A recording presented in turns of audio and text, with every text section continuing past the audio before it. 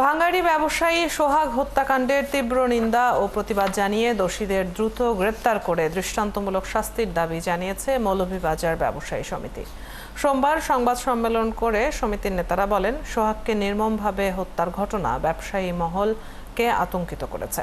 বলেন, পুরান ঢাকার ব্যবসার এলাকাকে সন্ত্রাস, কিশোর গ্যাং, মাদক মুক্ত করতে প্রশাসনের নজরদারি না বাড়ালে শীঘ্রই কঠোর আন্দোলনের ঘোষণা দেবেন তারা।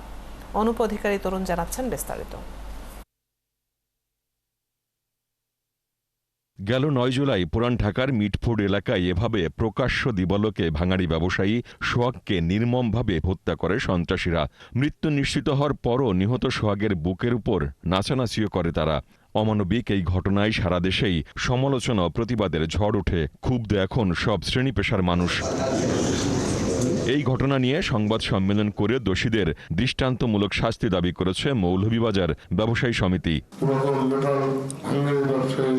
মোহাম্মদ সোহেলকে নিষ্ঠুরভাবে হত্যা করা হয়, যা সামাজিক যোগাযোগের মাধ্যমে সমগ্র বাংলাদেশের মানুষ দেখেছেন। বিষয়টি একটি ন্যাক্কারজনক, নিন্দনীয়, জঘন্যতম অপরাধ। এই নির্মম হত্যাকাণ্ডের প্রতিবাদে আমাদের আজকে এই সাংবাদিক সম্মেলনের আয়োজন। সোহাগের মৃত্যু নিয়ে প্রশাসন কোনোভাবেই দায় এড়াতে পারে না বলেও জানান মৌলভীবাজারের ব্যবসায়ী নেতারা। সোহাগ কে আছে সেটা আমার জানার বিষয় না, কোন দল করে, তার কি ক্যারেক্টার, কি নেচার, সেটা ভিন্ন আলাপ, কিন্তু সে একজন মানুষ। তাকে এইভাবে আপনার প্রকাশ্য দিবালোকে পাথর মেরে ফেলা, এটা তো জঙ্গলেও মনে হয় সম্ভব না। আমরা তো জীবজন্তুকে মতো এইভাবে মারতে শুনি নাই কখনো। কোনো অস্ত্র চাই না, লাঠি সোটার ব্যবস্থার পারমিশন দেওয়া হোক, যাতে আমরা প্রত্যেকটা দোকানে রাখতে পারি। এই ধরনের যদি অর্ডার আমরা নিতে পারি, তাহলে সতর্ক হয়ে যাবে সব চাঁদাবাজরা। নিজের সেফটির জন্য, কাউকে উদ্দেশ্য করে যে মারার জন্য না। কেউ আমাদেরকে আঘাত করতে হবে, আসবে, আমরা প্রতিঘাত সাথে সাথে তাদেরকে করব। এইটাই হলো আমাদের বাঁচার এখন উপায়, আর নাহলে কোনো উপায় নাই।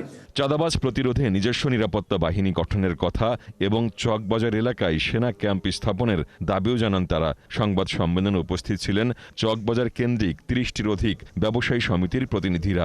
আমরা আজকে ব্যবসা বাণিজ্য করি, আমরা আবার সেই ব্যবসা বাণিজ্য করে ঘরে ফিরে যেতে পারবো কিনা, আমাদের সেই নিরাপত্তা নিশ্চয়তা আমরা কিন্তু পাচ্ছি না। অনুপ অধিকারী তরুণ, ৭১, ঢাকা।